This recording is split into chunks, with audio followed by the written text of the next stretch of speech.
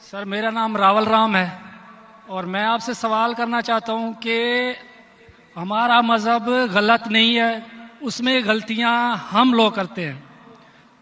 जना हराम है हमारे मज़हब में, शराब नोशी हराम है, जना हराम है, मतलब कि जैसे भी गलत काम सारे गलत उसमें भी लिखे हुए हैं और यही इस्लाम में भी है। ये दोनों जो है ना मतलब कि कॉमन है इनमें, तो अच्छी बातें दोनों तरफ है और सिर्फ इस बुनियाद पर हमें दोज़ख में डाल दिया जाएगा कि हम सिर्फ कलमा नहीं पढ़ते। अदरवाइज हम लोगों में भी वही चीज़ें हैं, सिर्फ इबादत का तरीका और है। बाकी बस इस सवाल मैंने जो भाई साहब आपका नाम क्या है? रावल राम। रावल राम जी जी रावल राम ने एक अच्छा सवाल पूछा। जी उसने कहा कि उनकी मजहब किताब में भी जिना हराम है, बिल्कुल सही फरमाते। उनके मजहब में लिखा हुआ है कि शराब हराम है, बिल्कुल सही फरमाते। आपने अगर मेरी तकरीर सुने हिंदुइज्म और इस्लाम में यकसानियत, आपने सुने वो तकरीर को? जी जी अच्छा, वो तकरीर में लिखा है हिंदू मजहब में दो किस्म के किताबें हैं, एक श्रुति और एक स्मृति। श्रुति मतलब वो किताब जो भगवान की तरफ से आती है, भगवान की तरफ से। स्मृति वो किताब जो इंसानों ने लिखी है। श्रुति में आता है वेद एंड उपनिषद, स्मृति में आता है महाभारत, रामायण, भगवत गीता, मनुस्मृति एटसेट्रा। आप अगर पढ़ेंगे आपके छंदोग्य उपनिषद जो श्रुति है, छंदोग्य उपनिषद चैप्टर नंबर 6 सेक्शन नंबर 2 श्लोक नंबर 1, नाकस्य कसिज, भगवान एक ही है, दूसरा नहीं है। बिल्कुल सही। भगवान एक है, दूसरा नहीं है। बिल्कुल आपके किताब में लिखा है श्वेताश्वेतर उपनिषद चैप्टर नंबर 6 श्लोक नंबर 9, नाकस्य कसिच जनिता न पदीपा, नाकस्य कसिच जनिता न चदीपा, मतलब उस भगवान का, उस भगवान के कोई वालिदैन नहीं है, ना मां है ना बाप है ना बच्चे है। सही लिखा है श्वेताश्वेतर उपनिषद में चैप्टर नंबर 4 श्लोक नंबर 19, न तस्य प्रतिमा अस्ति, प्रतिमा के मानी होती है संस्कृत में अक्स, picture, photo, statue, idol, painting. न तस्य प्रतिमा अस्ति, उस भगवान की कोई अक्स नहीं, कोई पेंटिंग नहीं, कोई पिक्चर नहीं, कोई फोटो नहीं, कोई स्टैच्यू नहीं, कोई स्कल्पचर नहीं। ये लिखा है यजुर्वेद चैप्टर नंबर 32 श्लोक नंबर 3 में भी, ना तस्य प्रतिमा अस्ति। तो आप अगर भगवान को मानते हैं और भगवान की मूर्ति बनाते हैं तो गलत है। आपके किताब के हिसाब से कुरान मजीद को बाजू रखो, हदीस को बाजू रखो। आप मूर्ति पूजा में मानते हैं भाई साहब? सर मैं सिर्फ कृष्ण भगवान की मूर्ति पे मानता हूँ, अदरवाइज देवता हैं वो मतलब उन पे सजदा नहीं कर सकते। अच्छा। सिर्फ कृष्ण भगवान को सजदा कर सकते, उसकी मूर्ति भी जायज है। ये कहाँ लिखा है कि कृष्ण भगवान की मूर्ति जायज है? किधर लिखा है? वो सर मेरे हिसाब से वो खुदा है हमारा, इसलिए। बराबर, हमारे हिसाब से मैं भी अल्लाह में मानता हूं, लेकिन अल्लाह की मूर्ति नहीं बना सके वो ही अल्लाह में मानता हूं। अगर अल्लाह की मूर्ति बना सके तो वो अल्लाह ही नहीं है। वलम यकुल लहु कुफुवन अहद। नारे तकबीर। भाई हमारे गैर मुसलमान भाई मुझसे सवाल पूछ रहे। तकबीर अच्छी बात है, लेकिन अभी सवाल जवाब हो रहा है। तो मेरी दरखास्त है कि जब गैर मुसलमान भाई पूछते तो उन्हें डरने लगना चाहिए। उन्हें लगना चाहिए कि आपस में हम भाईचारा है। सही। उनको डरने लगना चाहिए। डरते नहीं माशाल्लाह, लेकिन आप ऐसा मत करो कि वो डर जाए। नहीं बराबर ना? तो आप डरिए मत भाई साहब, खाली तकबीर कह रहे। नहीं सर। तो हमारे हिसाब से जी। की मूर्ति बना सके वो अल्लाह ही नहीं, और ये वेद में भी लिखेला है। आप इस्कॉन में मानते? सर वो तस्वर है, वो हमें भी पता है कि उसमें खुदा नहीं है, वो एक तस्वर है। हमारे इसमें खुदा का तस्वुर करते मूर्ति बनाए तो गलत है। तो यही मैं कहता हूं, आप अपनी किताब का अमल नहीं कर रहे, आप अपनी किताब का सही अमल करेंगे तो आप भी जन्नत में जाएंगे। सही बात है, बिल्कुल। तो कुरान हम में नहीं क्या करते ना, हम अपना मजहब पे मतलब फॉलो नहीं करते सही तरीके से। जी जी, मेरा फॉर्मूला बहुत इजी है। सही। कुरान मजीद में लिखा है सूरह इमरान में सूरह नंबर 3 आयत नंबर 64 में, तालौ इला कलिमतिन सवाइम बैना बैनकुम, आओ हम उस बात की तरफ जो आप और हम में यकसा है। सही। अपन आज माने जो आप और हम में यकसा है, कम से कम उस पे तो अमल करे।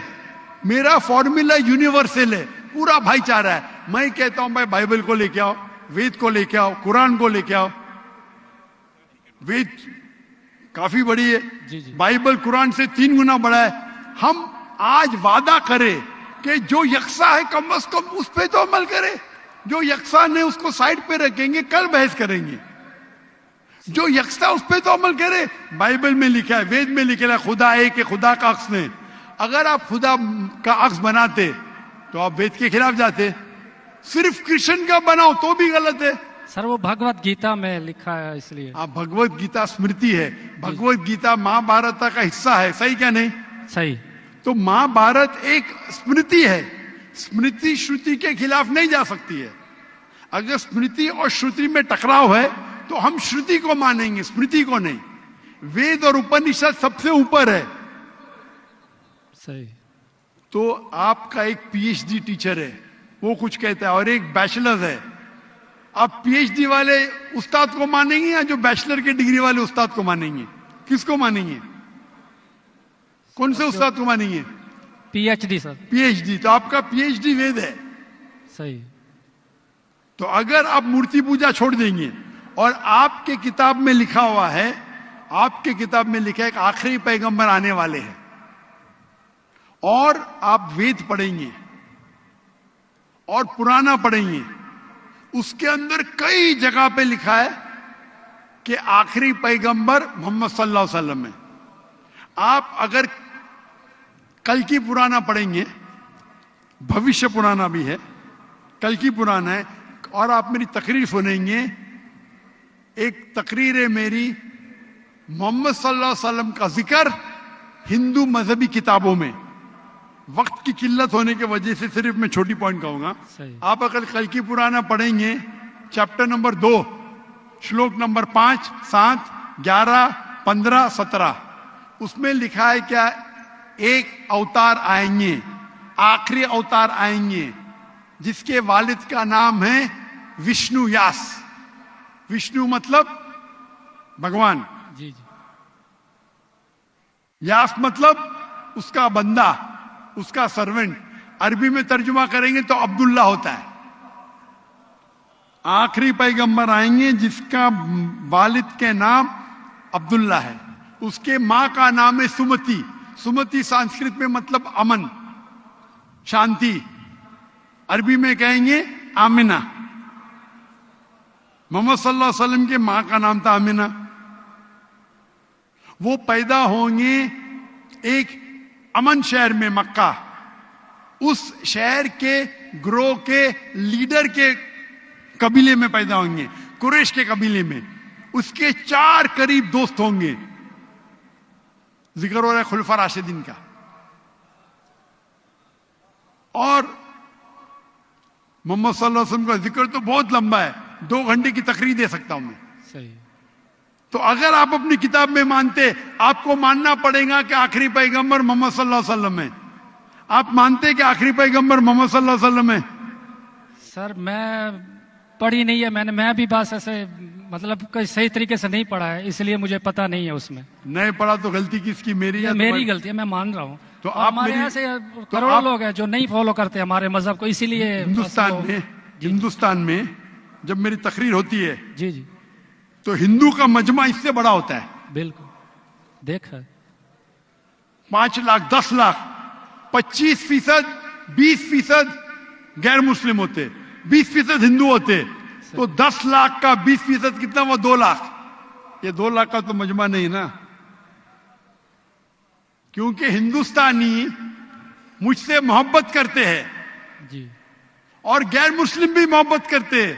बिल्कुल। वो पॉलिटिशियन है जो प्रॉब्लम होता है उनको, वोट बैंक का प्रॉब्लम है। अरे हम लोग तो हार जाएंगे अभी। हिंदू जब मेरी तकरीर सुनते कहते कि 2 घंटे में हमने वो सीखा जो हमने 40 साल हमें पता नहीं था। सही। तो मैं अभी जो मैं हवाला दिया, रेफरेंस के साथ आपकी किताब का हवाला दिया, तो आप अगर सच्चे हिंदू है तो आपको मानना पड़ेगा कि एक भगवान है, उस भगवान की मूर्ति नहीं है, उसके आखिरी पैगंबर मोहम्मद सल्लल्लाहु अलैहि वसल्लम है। तो आप अपनी किताब पे अमल करेंगे। जी करूंगा। और जो चीज यकसा है कम से कम उस पर तो अमल करो। जो टकराव है वो बाद में, मैं जानता हूं, मैंने तकरीर की है, इसमें लिखा है कि हिंदू मजहबी किताब में लिखेला शराब पीना हराम है, कुरान में लिखेला है। सही। आपकी मजहबी किताब में यह भी लिखा है कि सुअर का गोश्त खाना हराम है। सही। और आपकी किताब कुरान से सख्त है, उसमें लिखा है कि अगर आप सुअर का गोश्त बेचेंगे तो पैर और हाथ, उल्टे पैर और उल्टे हाथ काटना चाहिए। ये किधर हदीस में नहीं लिखेला है, ना कुरान में लिखेला। आपकी मजहबी किताब मनुस्मृति में लिखा हुआ है कि आप उल्टे हाथ और उल्टे पैर काटो अगर वो सुअर का गोश्त बेचता है तो। सही। तो अगर आप सही हिंदू है, आपकी मजहबी किताब पढ़ो। आपकी मजहबी किताब में लिखा हुआ है कि आखिरी पैगंबर आएंगे और आखिरी पैगाम देंगे। आखिरी पैगंबर मोहम्मद सल्लल्लाहु अलैहि वसल्लम है और आखिरी पैगाम है कुरान मजीद। सही। तो अगर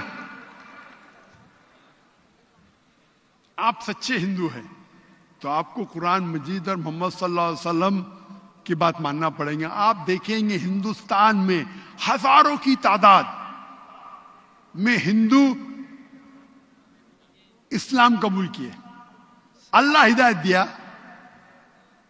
मेरे वजह से ने अल्लाह ने उन्हें हिदायत दिया कि मेरे तकरीर के बाद कई लोग, चाहे मजमे में चाहे घर पे, अल्लाह उन्हें हिदायत दे रहा है।